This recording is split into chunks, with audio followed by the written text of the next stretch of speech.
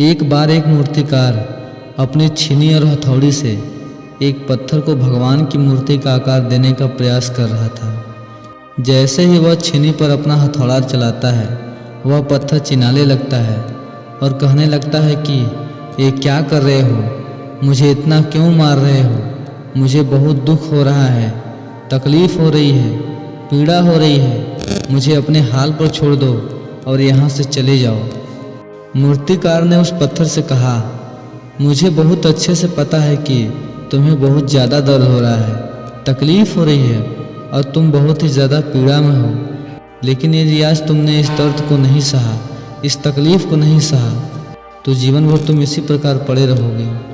मुझे पता है कि तुम में आगे बढ़ने की अपार संभावना है, तुम एक बहुत अच्छे पत्थर हो, लेकिन यदि तुम इस प्रकार से रहोगे तो कभी भी आगे नहीं बढ़ पाओगे।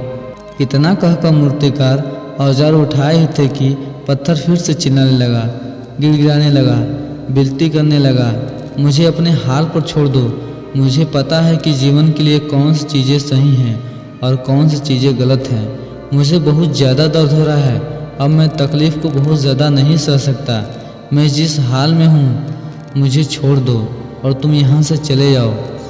वह मूर्तिकार फिर से उस पत्थर को समझाने की कोशिश की, अधीर मत बनो और अपने सब्र को बनाए रखो, थोड़ी देर और इस दर्द को सहो। यदि इस दर्द को सह लिया तो मैं भगवान की मूर्ति के रूप में तुम्हारी स्थापना कराऊंगा और फिर दूर दूर से लोग तुम्हारी पूजा करने आएंगे और पंडित और लोग तुम्हारी सेवा करेंगे। लेकिन पत्थर ने उस मूर्तिकार की एक भी नहीं मानी। वह चिल्लाता रहा और अपनी बात पर अड़ा रहा।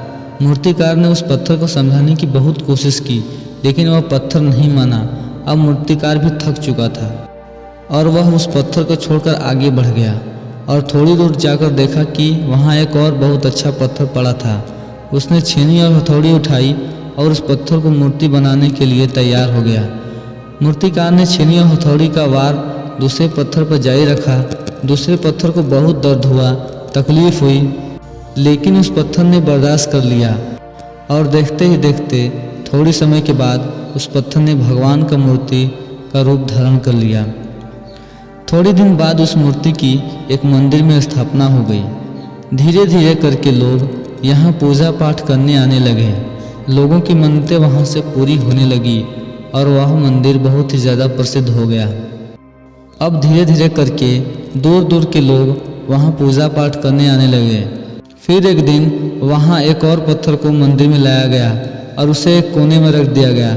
अब लोग आते और उस पर नारियल फोड़ते। जिस पर नारियल फोड़ते थे वह कोई और पत्थर नहीं था, बल्कि वही पत्थर था जिसने दर्द को नहीं सहा था।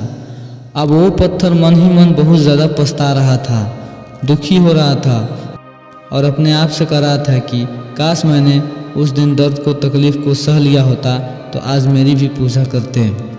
इसलिए आप भी अपने जीवन में याद रखिएगा कि जब भी आप अपने करियर की शुरुआत में किसी काम को कर रहे हों, पढ़ाई कर रहे हों या कोई भी काम कर रहे हों और उसमें आपको दर्द हो रहा हो, तकलीफ़ हो रही हो, ज़्यादा मेहनत करना पड़ा हो, तो आप रुकिएगा मत, किसी और रास्ते की शुरुआत मत करिएगा, क्योंकि कोई और रास्ता आपको सफलता नहीं दे सकता।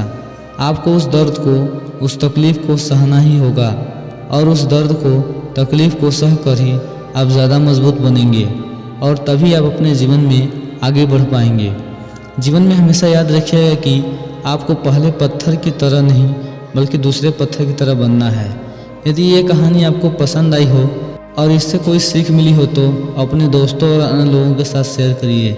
मिलते हैं किसी नए वीडियो में। यदि आप इस चैनल पर नए हैं तो चैनल को सब्सक्राइब जरूर करिएगा।